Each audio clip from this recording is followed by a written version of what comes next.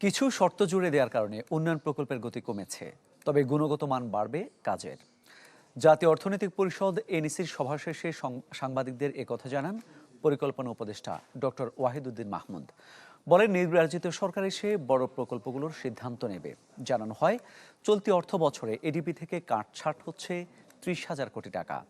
রেলের সব প্রকল্পে বরাদ্দ কমছে 55%, এমআরটি 1 প্রকল্পের 91% এবং এমআরটি 5-এ কমেছে 60%।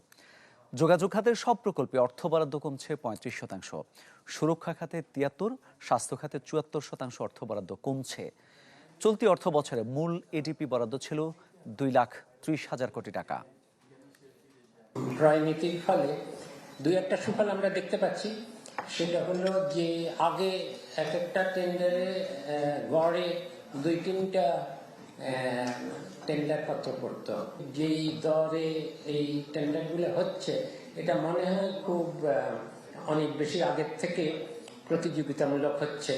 আগে একটা নিম্ন 10%-এর একটা ব্যান্ড ছিল, সবাই সেখানে যেত এবং সেখান থেকে ওই 2-3 জনের মধ্যে ভাগাভাগি করে একজনে একটা নিয়ে নিত।